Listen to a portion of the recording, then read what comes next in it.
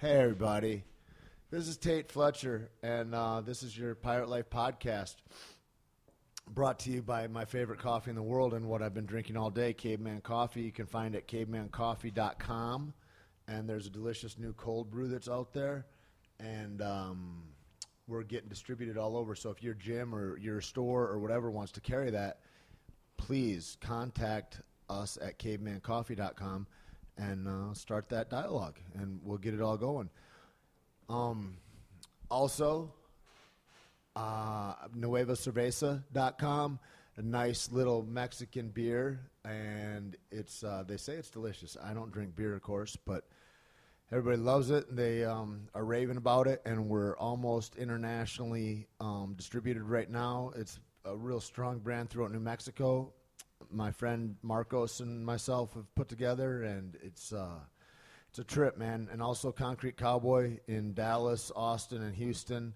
ConcreteCowboyDallas.com. You can find out a bunch of information there, and we'll be hiring in Houston soon. So check all that out. And it's been a long time since this podcast, and then I was talking with some friends today that I just, you see these people in your life, and then they pass in and out of your life, and then you're like, God damn it, man. And it's special. It's so weird. I get just graced with special people around my life. So anyway, these guys are leaders of the old school, bringing it to the new school with this tour that they've been on, and they just got back. My friend Gavin Van Vlack, who's been instrumental in our growth at Caveman and just in my growth as a human, just a wonderful friend from New York City, and he's here with his friend Chaka, and they've just been on tour. They just got in from England, and a hardcore band named Burn. If you're diehard fans, you'll have heard it. If not, check it out. Went and saw them last night, and the energy was incredible, man. It's amazing, and those shows are amazing to me too. What people bring to each other, and the kind of ferocity and violence mixed with this care and concern. Nobody got hurt. I say violence, but it's just this energy that is chaotic but completely safe, and everybody taking care of each other. And it's a beautiful thing, man. I love that. I love that kind of stuff. And so I'm honored to be here with these guys. We got a short time tonight. They're on their way back, and they're gracious enough to come over and chat it up a little bit. And I don't know how. I don't really even know how to begin these things, man. It's been a long time. I want to say also, I'm sorry I've been real errant at these. I think Mike. I was just saying to these guys. I was like, Mike Vallely. I did the last podcast. I think was him, and then I got so technologically hurt by it that I messed up and I hit the wrong mic switch, and it came out horribly. And it was one of the most fun podcasts, best conversations ever. And I was like, oh, I ruined it. But anyway, these guys, they're sound experts. They're gonna make sure that this is dialed right in. 1, 2. Is this thing on? See, Gavin doesn't even know how to speak into the mic. He's he's better with the guitar. I speak with my hands. And then also, and Gavin's a great, he's a top-notch, tip of the spear strength and fitness coach. And just started your place in Brooklyn. Yeah, we just opened up Physical Culture Collective in Bushwick, glamorous Bushwick, Brooklyn.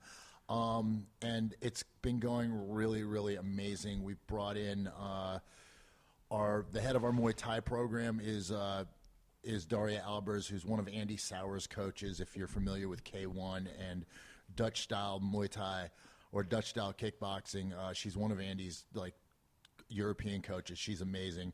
We've got Ariel Medina from Barham Jiu-Jitsu down in San Diego. He's our black belt instructor. All of our coaches, I'm really, really proud of what's going on there. We launch our kids program this week. I'll be back in time for that. Things are going really, really well. How many times can Dario kick you before he said enough? Oh, once. How many leg kicks can he take for her?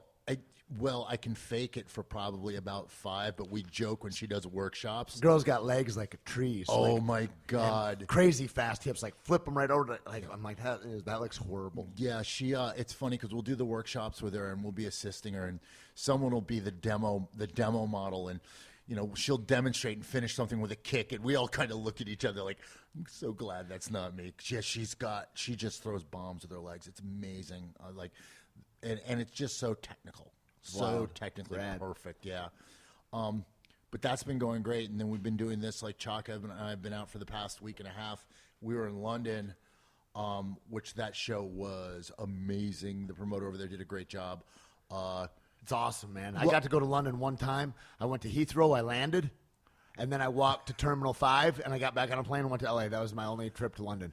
When you were telling me, I'm going to, I was like, that's fucking awesome. And I was like, I never got to get out of the airport. Well, I was lucky because Chaka's lived there before, so he knew his way around. Yeah. So it's like kind of, I mean, I'll let him talk about it because he knows London way better than I do. Yeah, what took you to London? Like when you went to live there, like so you grew up, you're in Manhattan, and then for a time you get like wandering feet, and you're like, I want to bounce out. What took you? Why London?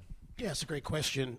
Me and a good friend of mine were kind of at a place where we wanted kind of a change, and she got a visa sponsorship she's a director in the nonprofit world, and an awesome company over there invited her to come join. So I went out there with her, and we really just kind of, really enjoyed London, really got a chance to check out, Kew Gardens and go to Bath and stuff like that. And that was when I was kind of taking a break from music. How many years ago?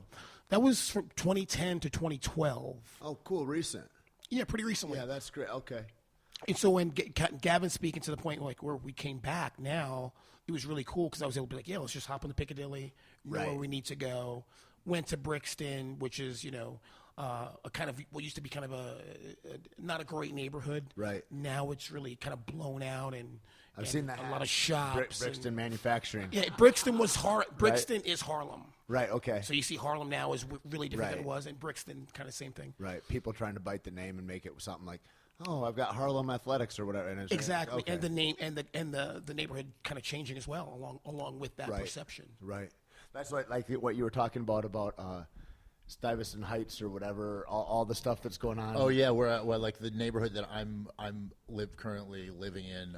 We got an apartment near the facility that I opened up, and it's in Bed-Stuy, do or die, And people, the speculator name as we call it, and then we call it a speculator name because I come from the squatting community. It's like Stuyvesant Heights, and it makes it sound so glamorous. Really bougie. Yeah. That's good. Very bougie. Well, that was like the It's like Pasadena, really. The East Village, as opposed to the Lower East Side or Alphabet City. So that's what, you guys, man, you guys grew up in to me, it's like in Lord of the Rings or some shit, because that kind of thing, when you first told me about, well, here's how I got my apartment or whatever, we were squatters, and then we had squatting rights. I'm like, what is all this squatting and squatting rights? Nowhere, anywhere in America is property for free. That you can just, I'm going to move in and I'm not moving out, and I'm going to get a deed. We kept that in the Constitution to fuck the American Indians over, though. That's a thing, and they found it was a loophole that some really brilliant people, urban-wise, had hey, this is public domain.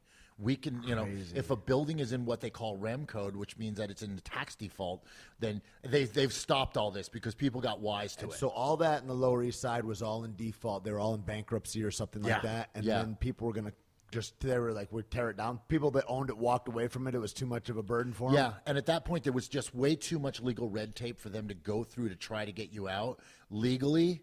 I mean, they would burn down buildings. I mean, people lost lives. That's like Detroit. Every year we burn down buildings there. Yeah. Like every Devil's Night. Yeah. But if people would be living in a building like on 8th Street, I remember watching 8th Street get systematically, between Avenue B and Avenue C, systematically each one of those squats got lit on fire by, someone would get paid, and kind of sell out and burn the building down. And it was really sad because, it wasn't all like this great utopian thing, but there were some amazing people that really had some amazing skills. I learned a lot. I learned how to put in electrical and run plumbing and do sheetrock and stuff like that, which for me, that was it was like a trade school in a way. And that was in a time no police are going to go that deep. They're not going to go past. The cops didn't come past First Avenue and Avenue A at that point.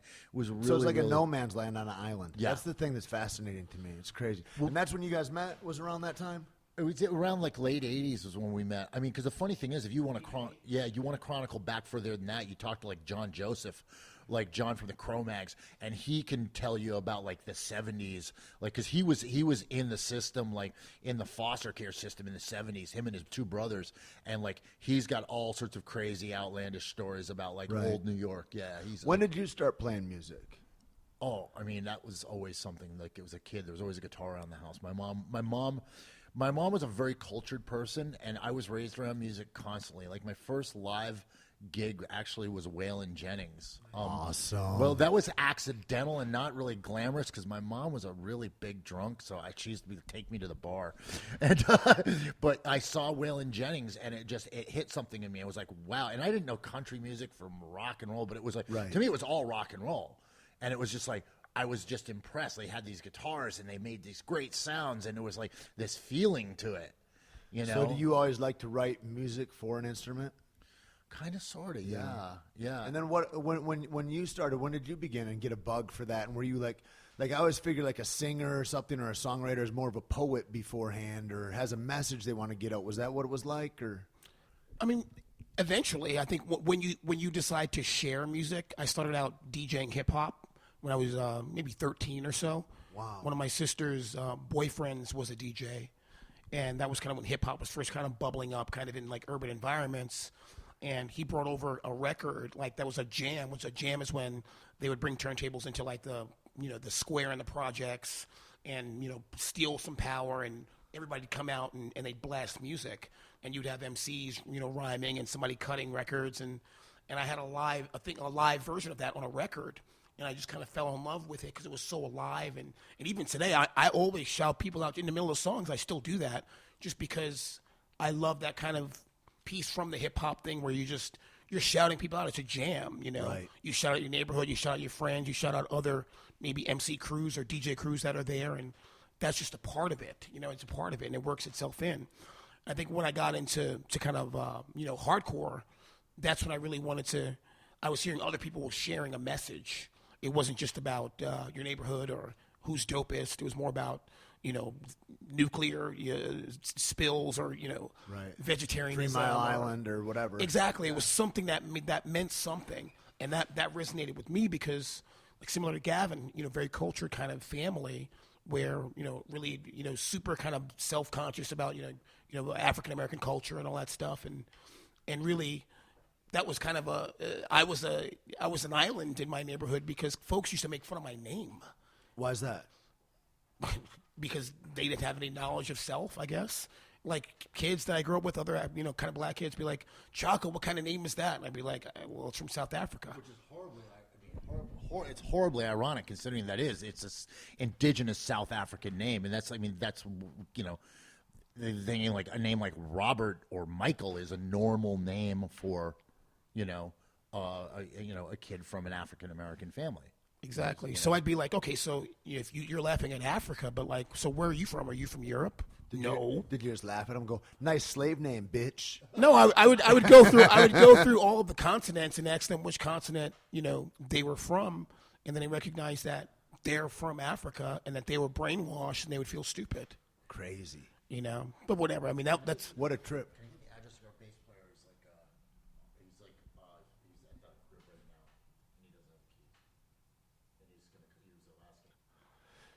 So did you feel like also that you were like, did you get put into that because of you having to defend your name in that way as like a leader or a teacher or something? Like it seems like that would put you in a certain role right away also in the neighborhood. Either you're an outcast or you're like, you need some education, man. Yeah, you're exactly right. It gives you self-awareness, which I think is the first step towards being able to make some choices and not control your destiny totally, but have a better chance at it. Yeah. And was it weird? I mean, like hip-hop seems natural and all that, but was it weird going into I always trip out, and I guess, there's a lot of groups like ska and intermix and all that going into hardcore, but, was it weird or did it seem awkward to step out of hip-hop and go into hardcore as a black guy? Not at all. Just Not natural. at all. I mean, even if I grew up in Queens is the most racially diverse place, I think, in the world at that time. Really? Wow. So in school I was friends with everybody.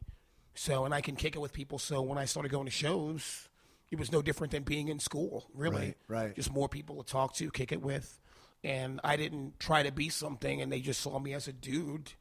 And then where did you and Gavin meet?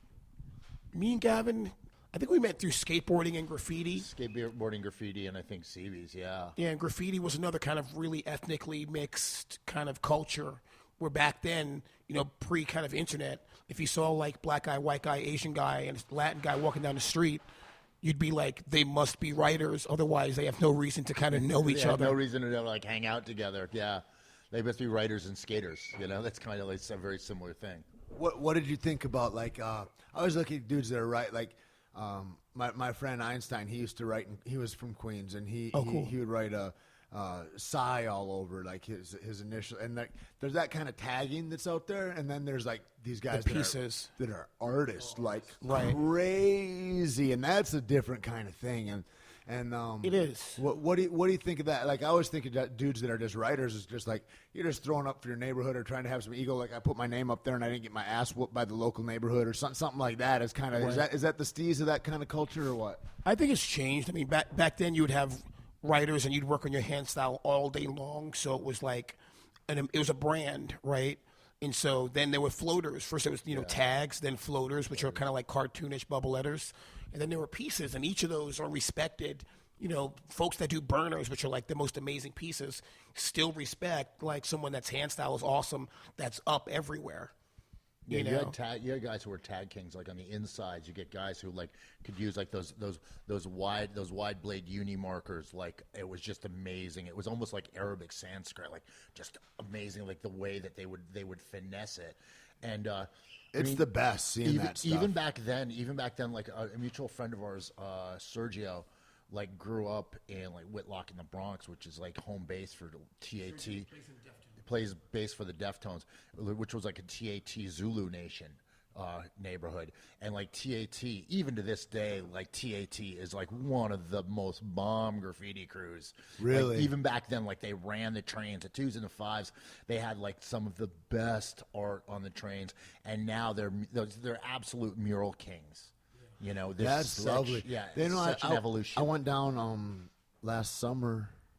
Not this last summer, but the summer before, I was in Columbia for a bit, and the graffiti there on this one avenue was just beautiful, murals everywhere. And then you'd go on the offshoots, and then all the taggers are there, just dudes writing their name or just throwing up their set or whatever it is. I mean, clearly, and I said, wow, man. I was talking to the guy that was taking us around. I was like, how come this is like a free for all? You get any static from the police? And he goes, well, last year, a 16-year-old took a couple in the back and died from a cop because he wouldn't stop. He's like, he's writing and he wouldn't stop. And he said after that, they had a moratorium on outlawing it. They said these are legal. And so they put in zones where it's like it's acceptable to throw that art up because, it's like you look at Never down in Venice and all those murals, like where we had coffee this morning out there. And it's like that needs to be on walls. Like you look at that stuff and you're like that, and I'll see his pieces go up, and then you see like there's one spot, and then on the other there's this other wall on the other side of the building that somebody else did, and that girl's stuff is tagged right away. Never's stuff nobody touches. That's like one of those things. But it's weird because like Chaka said, there was guys who would do like like there were taggers and then there were bombers, and bombers like I'm used to bombers like being all city king. Someone who is from Yonkers, straight out to Rockaway, Staten Island, if there's a flat surface or a perm spot. And very few people have really claimed that title. I think like Vfer, JA, MQ. There's like, for what it's worth, and people always, but that kid Earsnot back in like the late 90s, early 2000 was like, he was all city. And that's like, that's kind of like a commando mission in graffiti because those guys will go out and it's like, it's Thursday, I'm starting Thursday, I'm going to bomb straight through till Monday morning.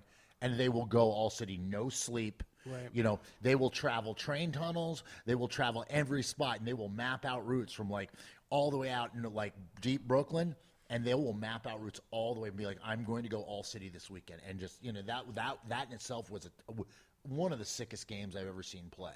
And it's addictive too. Yeah. My boy, he's a sick tattoo artist out here, and he loves it. He loves to go out and tag billboards and stuff and do the whole deal, right? But he said around here, he's like, there's crews that are tagging crews, and then they'll hook up with street crews that aren't really artists per se, but they're out there, they're writing, but they'll also beef with you and shoot you. And he's like, there's all that happening right here. So he says a lot of these guys that are artists will team up with these gangbangers to get protection while they write, so that because people ride by and will crack off at them, like, which was why is New York like that? Because New York so level. It depends. And I don't think it's so much to that level. It depends, I think, on the neighborhood. But, I mean, New York, like, there's a very big legal mural system. You know, it's a lot different than, I mean, L.A., I never heard about that. I mean, I remember when I was still writing and J.A. came out here, and it was an upset to the system because no one out here there was neighborhood bombers. And this isn't a diss at all. No one had really understood the concept of all city. And J.A. did not strictly, there were no fucks given. He would see a wall, he didn't care what was on it, and he would just blast the wall, floaters, blah, blah, blah, blah, all the way down the wall. And they didn't understand him, and he had no concept of the L.A. politic. So within 3 weeks, he's walking down the street, and people are, like, taking shots at him. Right. Because he's going over, like, you know, like ghost town graffiti, and, like... I don't know anything about it, but it seems rude. It is a little rude. It is very rude, but that also dates back to the mentality of, like, you know, the legendary Cap. You know, Cap MPC, who, you know, said it's not about the prettiest, the biggest, it's the most. It's whoever has the most running on all the trains. And he would just go in and smack up a train with floaters from one end to the other and just annihilate some really, really amazing art. It's really sad. Yeah, it is. It's a bummer. It's like I was in Santa Fe, New Mexico, and I drove up to the mountain. It's epic view, just crazy views, beautiful. But like, there's this huge boulder around this one turn. And it's a nice message or whatever. It says something like love each other or hug you. But you spray painted this huge boulder. Like, there's no taking that off the boulder, you little dick. Which has been there for What are you doing? millions of years. And for sure, that's some 16-year-old that's like, oh, look, we added. No, you motherfucker, you didn't add to shit. You ruined something. Yeah, you ruined it. And in 6 months, you're going to look at it and go, I didn't do the right thing. I fucked up for sure. And I feel like with tagging, with a lot of tagging, there's got to be that kind of a feeling a little bit where they're like, I could have added something, and maybe by not putting anything there at all, just let it ride. You know, like. Yeah, I mean, at one point in graffiti where there were guys who were driving cross country and doing that kind of stuff, and I saw that and I was like, going through Red Rocks in Arizona and doing shit, and that to me is just unfucking called. Yeah, you don't need to take your spray paint. It's down urban art. Keep Canyon. it urban, and that's one of the things that's great. Like when we were at Spitalfields, and it's like you could tell it's like Spitalfields in London, which is like it's an industrial neighborhood, but this art that just creeps up out of the goddamn pavement, Dude. and it's so beautiful, and it's like.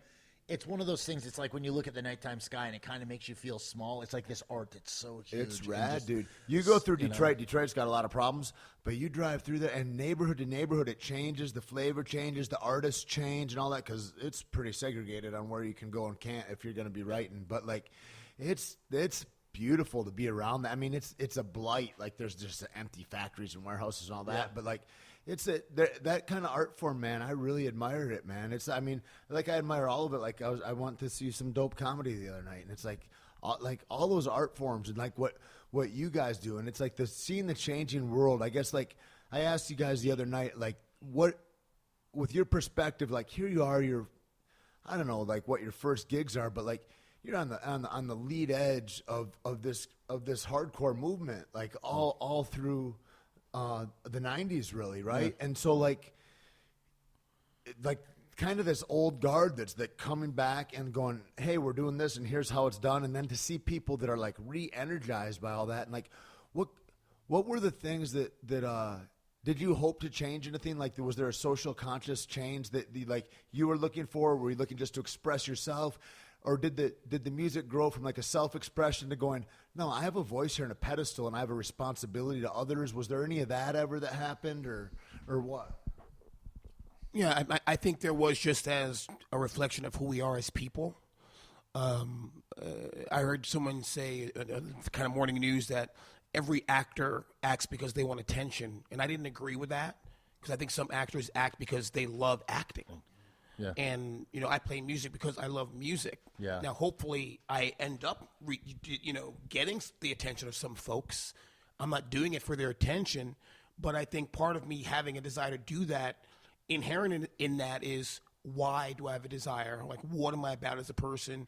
How can I share that in a way that hopefully someone can understand and do something with, have it be digestible enough. And that's not something that you think about consciously, but as you create, and I think from any artist or whatever you do for your, even your day job, you recognize that you can communicate in a way that makes sense for folks, or you communicate in a way that doesn't make sense for them.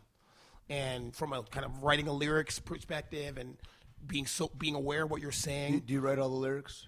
I mean, Gavin writes a good portion of lyrics in the past, but now I would say probably maybe 70-30, with me writing 70, Gavin writing 30. Gavin's written like Numerality, which is a song that we opened with yesterday. Yep. That really has a kind of a socially conscious message. So powerful, man. It was amazing listening to you guys. I can't tell you enough.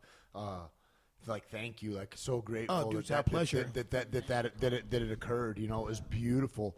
I think that thing a lot, like what you just said, is so vital. Like guys are like, how do I do this? How do I do that? Or whatever. I want to be XYZ. Right. And then the thing you said about actors, like a guy told me one time in an acting class, and he says, "Hey, what are you?" And I was like, in between. I was like, I just heard my friend Brendan talking about this. He's like, I'm just retired from fighting. Like when dude's like, oh, he's a fighter. He's like, I'm not a fighter, dude. Like, it's not authentic. Don't say that shit, man. It embarrasses me. Right. And that's a thing. I remember when that was like that for me, and I was like, I'm not a fighter, man. What am I? And I saw all these guys that were like, haven't had a fight in 4 years, and like, I'm a fighter. And it's like, not really. Like, you know, and like, but that thing about like, well, are you an actor? And I go, I don't know. And the guy was like, you got to own it, Tait, whatever it is. And he goes, and if the answer is yes, then what have you done today? Like, and it's like you say about playing music. It's like, when are you a musician? When you're playing music. When you decide, like, I'm in the art form, I'm either writing it, I'm thinking about it, I'm collaborating with somebody else. Same thing with fighting. You know, it's like, I'm not, like, none of us back then, especially, were trying to go to the UFC or trying to go to, we were just expressing ourselves in this way. And it's like, wow, what a great opportunity we have to train with these guys and do this. Who knew where it would go? We had no idea. It wasn't like it is. It's changed so quickly. And I would think that, like, in a music industry it's kind of like that, because there's so many bands that like never get a record pressed. Not at all. Like, I mean, it's got to be 1,000 to 1 of people that get a record deal or something like that, right? Or get any kind of like, oh, people know you, you know, and like, and you guys got fucking known when there's no internet, right? Like, that's ridiculous, you know. Absolutely. And it's like that, really, that love of the game. Everybody talks about, well, I got to make money though, and I got to do this and that, and I'm like, man, you know, like we're talking about, you know, making a TV show or whatever. Like, if it's about the money, you're not going to get the magic, you know. If you're just willing to create an atmosphere and let the magic happen, the money will come. It won't matter, but it'll be tenfold, I promise you, of what it would be if it's this contrived thing. And I mean, music's got to be like that. It's a free art. Well, it's exactly like what you said, like with comedy, and I think that's kind of like the thing that I drive for. In a sense, and as far as live performance, you know, like when you see, I mean, and you're around a lot of guys who are fucking artists in comedy, you know, and when that room pops, that's the ticker. That's what does it for me. It's, we played a show at Webster Hall, and someone came up to me and they were like, oh my God, you were amazing. I'm like, we were amazing. What about the other 2,700 people in the room?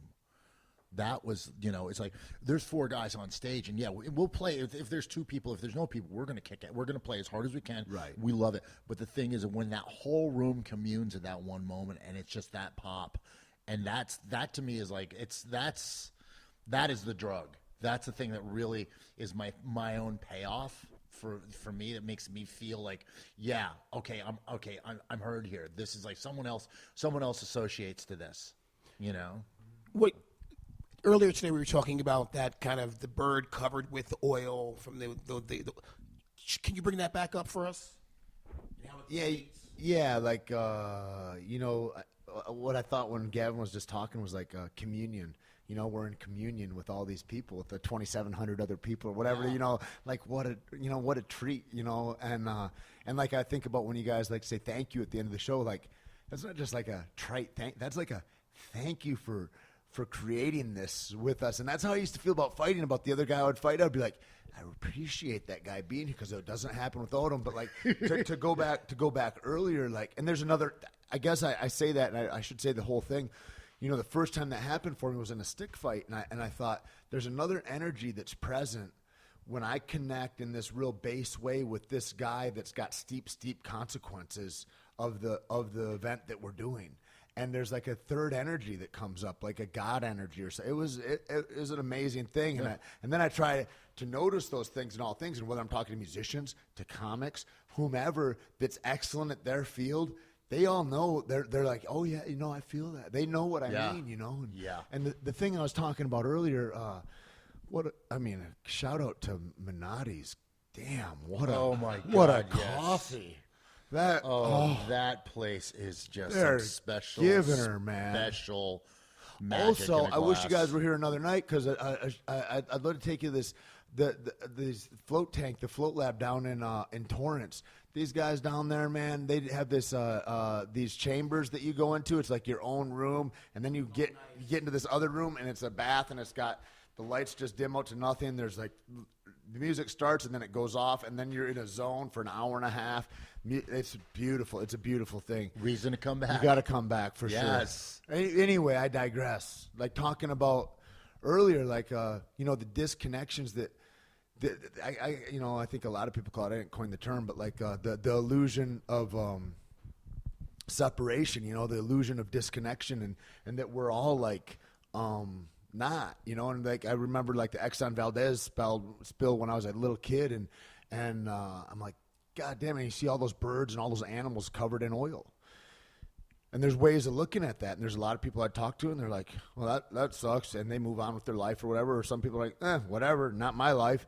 And then and then there's a real sadness. Like for me as a little kid, I was sensitive as anything, man. And I was like, man, that's an animal suffering and all that. And I really felt it. But then later in life, I really looked at it and I thought, what an ignorant viewpoint to look at it as like, not my issue or whatever. And it's like, I don't know where it switched in my life personally, but I'm glad that it did. That I look at all those things and I go, that's me covered in oil. Like that's my food or my environment or like another entity or energy that's me. To the extent that I allow that to happen in the world, I'm allowing my own cancer to come into my life in a way, And so it's like, and so that's kind of the thing that I really try to push forward, I guess, is it behooves us to make us all be better. I hashtag this stuff like, I need you to try. Like, I really want everybody to try. I really think everybody can win, and I really think that we're not set up for that culturally. We're not set up for that globally. Like, I heard this woman,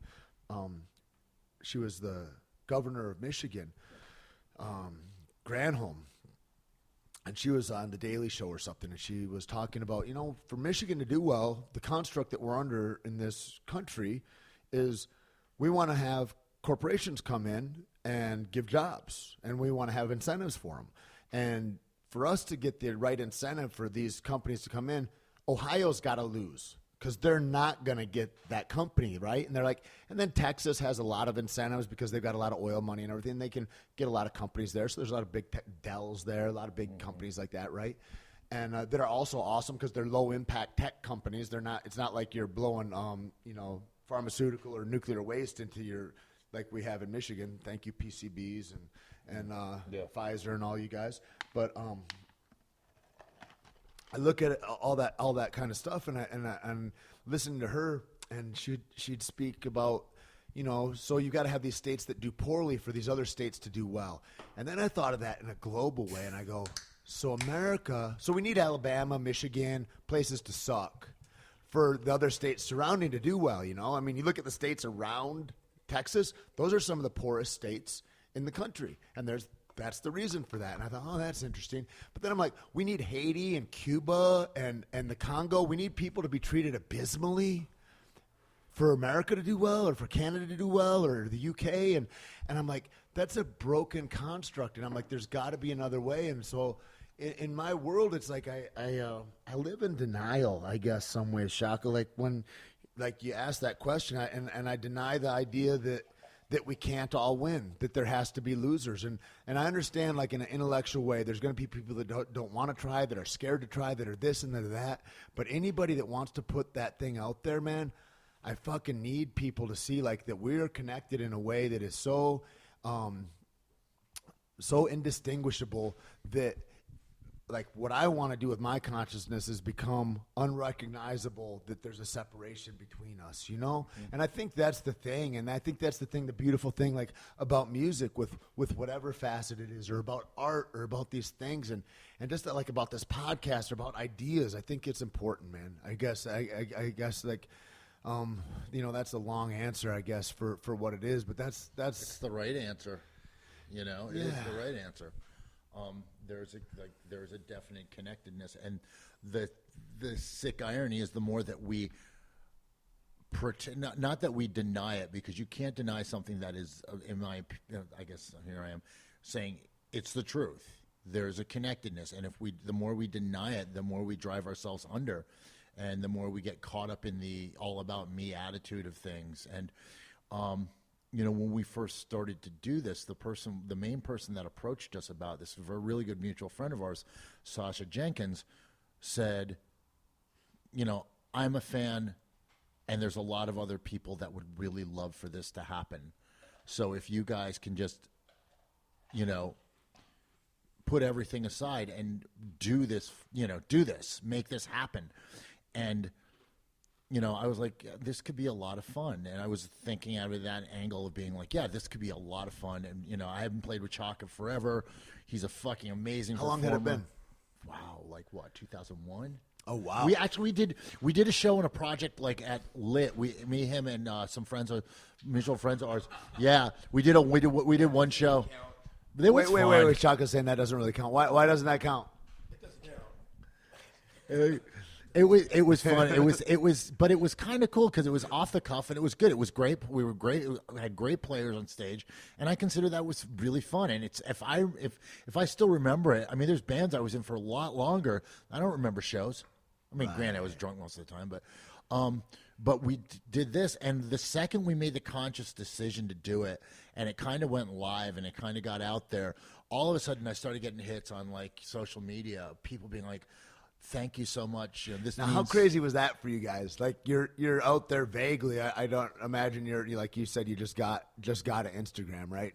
Like, yeah, 2 weeks Instagram. So like, but like Facebook, I imagine no Facebook. Okay, so like for you though, like, and you're like, I run all my training business through it. Yeah, but it's a new world. It's like you're getting reactions and responses that you wouldn't have normally gotten like 10 years ago even, which Absolutely. is a crazy thing, man. Absolutely. To go, should we be encouraged to do this or not? Like, it emboldens your belief a little. Is that right? Yeah, a lot. And do you guys need another coffee? Some in the fridge if you do. I want this one right now. I just opened one. Okay, all right. But yeah, I mean, we started getting hits on social media, and I got so many just really heartfelt like statements about how like songs or the records that we had done or certain shows that we had played that people were at, and that we hadn't played a live show with this band in probably about 15 years. Wow. And it really got to the point I was like, wow, this is much, much bigger than me, and I like being involved with things that are bigger than me, because it's easy to take myself and my own greedy little I wants out of the fucking question. You know what always helps me, dude, is that whenever I think about all that kind of stuff, I go, it just goes back to the same rules that all the dudes that I really think they didn't waste their time on me taught me of like, where can be helpful, where can be useful, what is this doing that's good outside of you, you know, and that kind of thing about like what, you know. Like I believe that. I believe you put yourself on stage in this different kind of way. It's like you bury yourself in a way. I mean, it's like when I watch comedy, when I watch open mic poetry, like poetry slams or whatever. It's like this is something that came from this person's heart that they're showing to the world. That's an intimate thing, man. I mean, to me, it's no different than I'm in my underwear and I'm in a cage and I'm going to fight this guy in front of people waiting for me to fall, that hate me, my mom, folks that love me, folks that really need me to win, all that stuff, man. That's a thing. That's an exposure. And it's like, I don't think fighting is any harder, or I mean, it's just different than writing a poem and reading it publicly or doing something like that. And I would imagine playing music like that and going, it's for me, but I would like people to enjoy it. You know, I'd like people to respond favorably or whatever. Yeah, I think speaking to the kind of, I think vulnerability might be kind of exactly. in there. And I feel like for the lyrics I write, I enjoy that feeling because it's so tough to to tie into that in your kind of daily life, where I think most people these days are kind of shun or afraid of or hate to kind of feel vulnerable. Right. And I feel like that's really a position of power. Yeah, we hide from it, right? I mean, you see people all the time they want to go into safety and comfort, and it's that's your awareness. I think is turned off when you're vulnerable. Your awareness is on. Yeah, you might get hurt or something like that. Sure. But you're also able to take advantage of situations, and you're more present. That's which is hence the more awareness. Yep. So for me, like making music, if that vulnerability has to be there for me. Otherwise, I don't imagine that anyone else would care. Now, it never goes away for me, whether I'm public speaking, whatever I'm doing like that. Like I always have a sense. Do you have that too, or did you become like, oh, I'm really totally comfortable on stage? I often wait until I feel vulnerable to then go on stage, because if I'm not vulnerable, it's going to be tough for me to share at that heart level with people, because I'm closed off if I'm not vulnerable.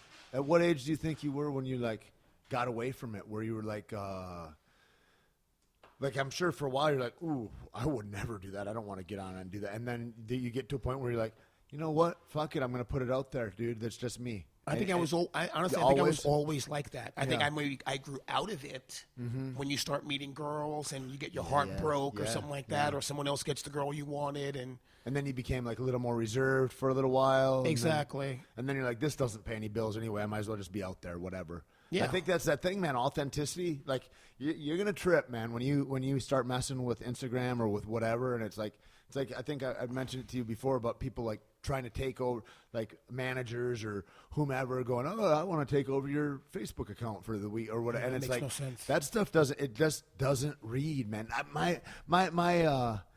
So Ruben Rivera, who's been smashing people, just strangling everybody. He just did. He's been doing so good. A savage, man. 10th Planet Jiu-Jitsu Santa Fe, and he's the head coach there at my school, and he's amazing. And he had his phone, and one of his students, Tessa, who's like a hard work. I told her the other day. I saw her. I go, hey, when you get a boyfriend, don't you fucking let him keep you come from the mats. Like if he does, he's gone. Because she comes twice a day, and she's in there. She's committed. She comes twice a day to jiu-jitsu, and then she trains CrossFit. She does strongman. She's like in her life, you know. And to see young women get empowered like that, I'm like, there's nothing better than that. That's the best. Yeah. And so anyway, she grabs Ruben's phone, and she texts Nate, and he's a manager at my gym, and she starts texting him, and I think maybe 2 sentences in, and Nate goes, yeah, he says, and that he might even called her out by name. Like, is this you, Tesla? And it's on Ruben's phone. And I'm like, it's so interesting that, like, that you can hear the nuances from person to person, let alone, like, these computer or, like, I don't know, I was reading something or I heard a Radio Lab podcast. It was about bots. And the you know, like, dating sites, like, 80% of them are all bots or something. Like, so know that, guys, when you're jerking off, you're jerking off to a computer program that some nerd made probably, and just picture that. So that's not a hot Russian girl out there. Sorry about it. Not at all. But anyway, there's a dude, a scientist guy that was like thought it was, and it's a great thing. Radio Lab's a great thing. But some hot Russian girls, by the way. Yeah. Awesome. They do exist. They do exist. They're mostly in strip clubs if they're in the United States. The hot Russian girls. Hot Eastern European girls. We've actually seen them.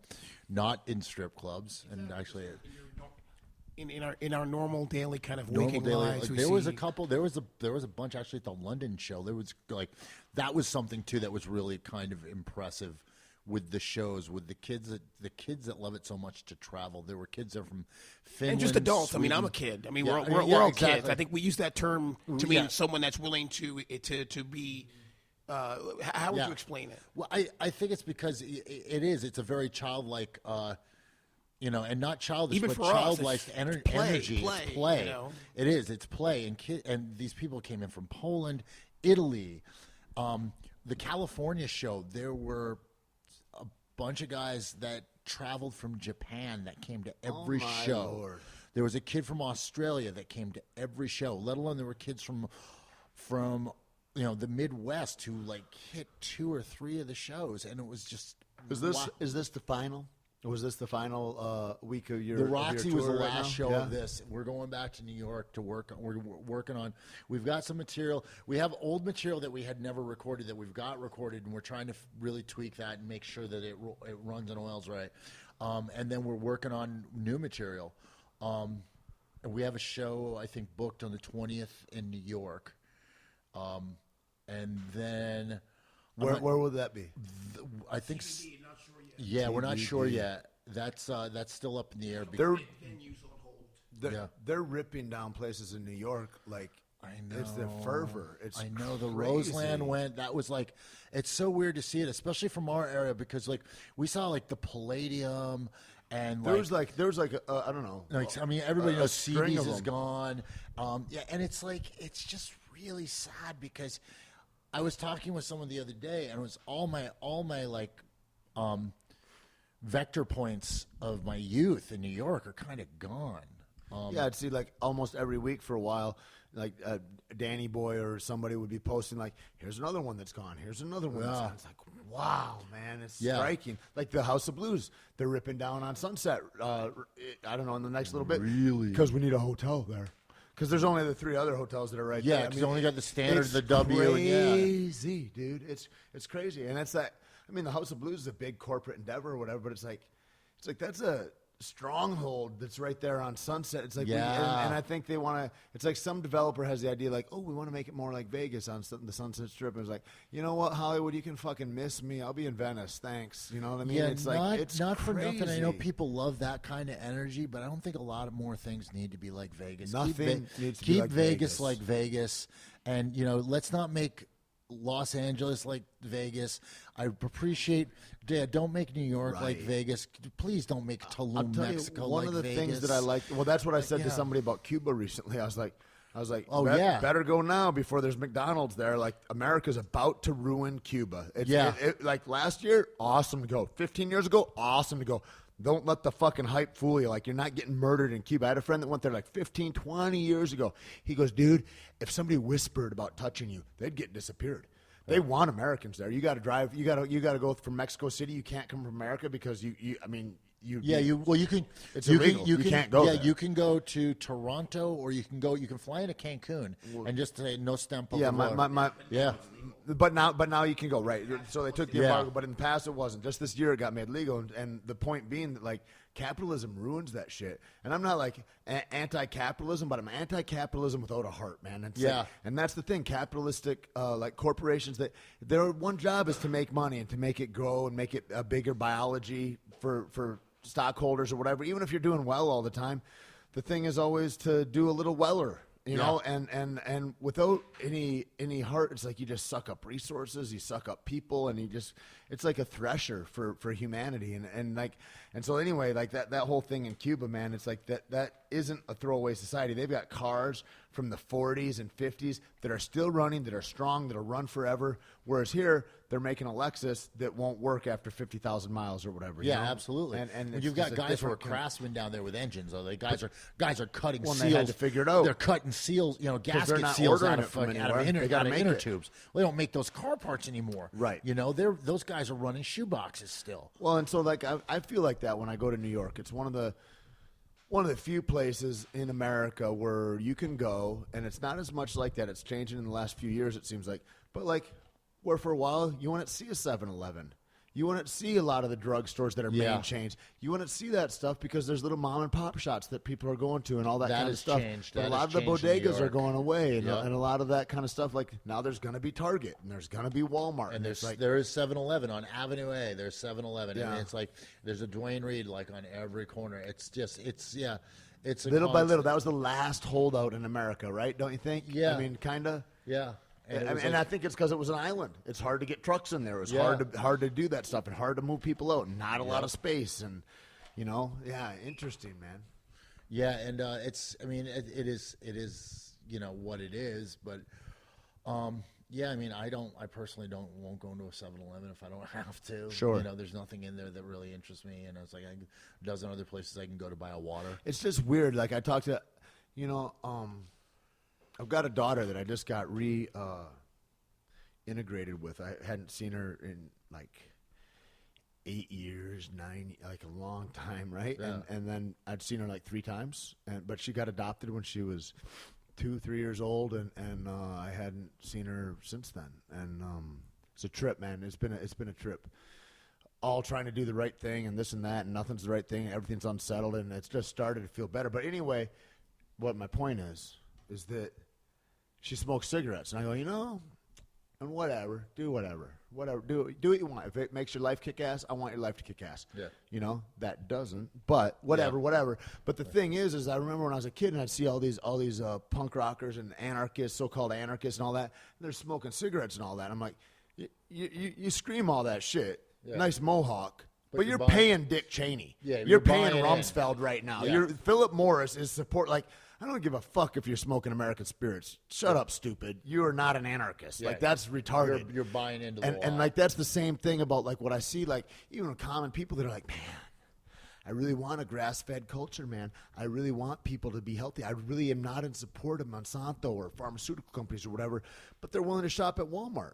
And I'm like, like in Belen, New Mexico, they just opened a Walmart a couple years ago, and like 15 mom and pop stores shut down, and the only thing open there is Walmart, and all the drones that are there, like, this is all we need. We can just go one stop, and it's like, man, you really you're buying your own cancer, you're buying your own demise, you're buying your own prison, you're paying like.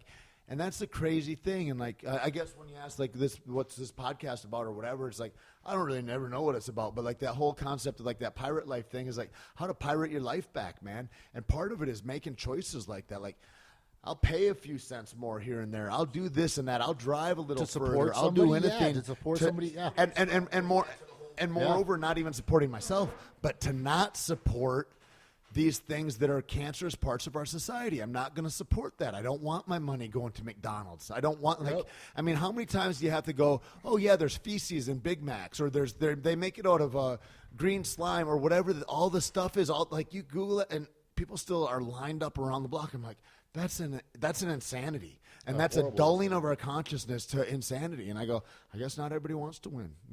I don't know. And I think that's like a lot of the punk rock movement. It's a lot of those kinds of things. I mean, like when you look at guys, I mean, a lot of them end up to be messes, but like a Jello Biafra or something like that. Right. But it's like that's the stuff dudes were hollering about before their own demons take over. Yeah. You know what I mean? It's like it's crazy. Well, one of the things in the hardcore scene is there is a push towards that mentality, and like pushing towards like, okay, well, we don't need to have, these things that are normal society staples.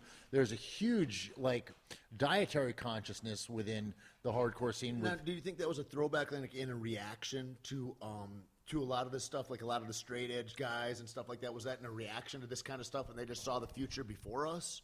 I think that, any music scene is a reflection of the larger scene that, that the country, the state, whatever. Yeah. So you're going to have some people in punk that are going to be, into Krishna, so they're going to have a different reverence for, cows, Mother Nature, etc. That's going to lean them towards a vegetarian lifestyle.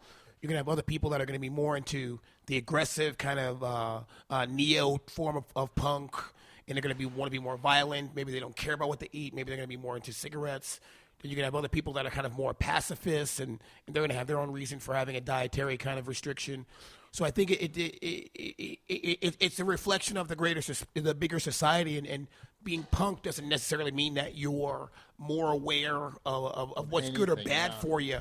But I think what it can do is, if you're listening to certain types of music in punk, you're more likely potentially to hear messages that are discussing things that are potentially able to help you to make a decision one way or another about, I should be smoking, I shouldn't be smoking, I should eat more meat, meat's not good for me. I mean, like, I grew up vegetarian, we ate fish, but I don't frown on meat eating, and I think that for some people meat's amazing. You know what I mean? But I think one thing that punk does do is it allows you to share a message and have people kind of react to it, judge it in the sense that they are engaging with it. And I think that dialogue raising, I think, is helpful to society. Society needs more of that typical music doesn't have a dialogue that's raised that can potentially be helpful or of value or insightful. The dialogue that's raised oftentimes is a destructive dialogue or a crony capitalism type of dialogue, i.e., you know, the bling, the money, the hoes, and all that stuff. And you know, heck, money's awesome. I'm totally cool with money. I'm totally cool with having an awesome woman in my life. So those things aren't disgusting. But I think that when they're distorted, I think we lose balance and we lose that kind of connection to the money, you know, and to the women and to the other things in our life that can allow us to have a kind of to pirate our life back, as you're saying, in a sense where life is not a zero-sum game where I've got to win and so you got to lose so I can win kind of thing. Yeah. There's an old saying, like, you don't have to fuck people over to survive. Well, I think that's like what you were saying earlier about, like, whether it's about money or about women or about whatever. It's like, if it's all self-centered, it doesn't feel good even if it comes. No. And when it's when it's in the event of, like, well, what can I do to improve your life? Well, that's nice, man. It's like I always remember, even as a little kid, I'm like, man, like, you know, what if questions would come up, you know, like, or would you this if that or whatever, all these kinds of things, and I was like, you know, would you rather have $1 million or that you got to keep, or would you rather have $200,000 and 4 other of your friends got $200,000 too? I was like, I'd really always rather. I never wanted to have money alone. Like, I never wanted to not do. I never wanted people to not do well around me. I mean, it's like that. That's always been that. You know, thankfully, like the consciousness that I've had in that way, and I think also, like, on a. And that's like on a little bit of a bigger level. But if you take the scope back a little bit and you look at it and you go, if I am looking at, like, I need you to not do so well for me to do well. Man, I'm losing out on a connection with you that's never going to grow. Like, I'm never going to be able to grow with you in a way that, like, because it's like that old, I believe it's like Euclid that you know, a great mathematician, like one of the first mathematicians that wrote everything out. And he's, you know, talked about the whole is greater than the sum of the parts, you know? Yeah, absolutely. And like an engine moving isn't just a bunch of bolts and stuff. This magic happens when it all comes together. Our body, our cells, like, it becomes this magical, most wonderful representation of biology ever when it all comes together. And I think that, you know, and that's the whole thing about the separation. We're not separate. And when we come together and we know that, whew, that's power. It's like the idea of, like, you know, you take a rock off of the mountain and it's just a rock, but you get that rock closer to the mountain and that's part of this mountain. You know what I mean? And it's like this old Buddhist dude told me one time. He goes, you know, we're talking about God and what that might be or all that, and he goes, I just feel like that I'm like the ocean. He says I'm like all God. I'm 100% God. Like the way a wave is 100% ocean. But it ain't the whole ocean. You know what I mean? Mm-hmm. It's like there's all of us other waves together. And that's like this God consciousness, I think what, like, the Christians or whoever would call, like, the Holy Spirit that runs through us all. I believe, like, that's an ancient idea that gets muted down by dumb people into being like, oh, it's just this. But it's like, I believe there's that thread of spirit that runs through and connects us all in a way that when we don't do it justice, man, there's a price to pay for that, you know? And I don't think it's all hell and brimstone, but you know, I think there's universal laws on how to make our lives better, and these big systems, the micro and the macro are the same. It's just in for sure, reflections, exactly. And, like, that's the thing. I think that's the interesting thing about, like, these small subcultures, whether it's the hardcore scene or a fighting scene or whatever it is, man. It's like there's all these same movements that are around that need to be respected and looked at and, like, understood, and then you go, this is all the same. Like, the most powerful thing, I think, is when you go, we're all the same. We're not so dissimilar, you know? It's a big movement. Yeah, I wanted to just touch on something real quick. For me, I'm the kind of person where I'd like to kick it with one person rather than a group, because you can't have a deep conversation with 30 people. Mm-hmm. And I think one of the things that, you know, cultures do is it allows for you to have a deeper connection that allows for maybe that kind of consciousness elevation that's helpful, that you kind of can't get from just kind of the world at large, just because there's the lowest common denominator brings things too far down. Certainly. For there to be any value. There's an interesting thing. I wish I knew what the concept was. Somebody will write me, I'm sure. But like the 150 people in a tribe is like the biggest maximum number that you can have where you can have intimacy, right? And so like whether it's simians, like whatever kind of tribal communal apes or people or anything, it's like that's the number. And when it gets to be too big, it's 160, that's too much, and it breaks apart and factions start to happen or whatever. But like you can't keep the nucleus heading that same way, which is a weird thing that we're all part of this country. The magic of the sum and its parts. Yeah. The sum being greater than the parts. Sure. Yeah, absolutely. But then I wonder also, what about technology? Like, does that change that 150 number? Because now we can read, like, I don't know. It's interesting. You know, like with a Twitter message that goes out, it's like, I'm following the revolution in Iran or whatever. Or I know a dude's about to get beheaded in Saudi Arabia, and who the fuck knew that Saudi Arabia had a head seat at the UN? Like, that's crazy. And they're going to behead a guy, like, based on a conspiracy that his dad was a threat to the state. Like, that's crazy. I think the only thing I could say to that is I think discernment goes away when there's so many people in taking one bit of information in, because with that tribe generates a consciousness where we all kind of say, yeah, I feel like I agree. Me and Gavin kind of agree on this thing. But then when there's too many people listening or checking out one point, it's hard for you to look at your boy and kind of be like, I feel a way. Do you agree? You're my tribe. You're like my 149th dude. Like, we need each other to really vet this thing. Yeah. And I feel like that disintegrates, and I feel like, not to be crazy, but mind control can kind of come in because there's no strong more personalities, right? Strong personalities exactly too supersede that stuff. And people look, and there's like 8 people, and there's this one guy, and they're like, I trust him. Like, whatever he says, like, yeah, kind of. That tribe that you can really trust in disintegrates because there's just too many people, engaging with a bit of information. Yeah. No, it's weird to like think about this. Like something I read the other day. I forget where it was, but once it becomes like beyond that 150 point, where, and like you said, it's like this guy's getting beheaded, but it's kind of a blip on the radar. And when I think it was Stalin, when one person dies, it's a tragedy. When 1 million die, it's a statistic. Right. And it's. I mean, it's mind-boggling because it's like that 150 number has come up a couple times recently, and it's like with social media where you have X amount of closer to the mic. Oh, we have X amount of friends on say Facebook, or you've got X amount of followers on Twitter, and and I see these people that have 11,000, 15,000. I'm like, how do you? It seems really kind of I just do it to follow centerfold girls.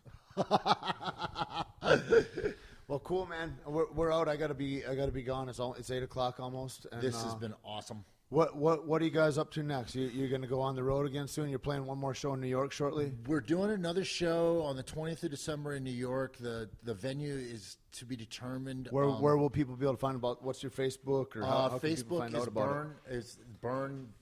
Basically, it's a band page. We have. The best thing might be the Instagram, right? Yeah.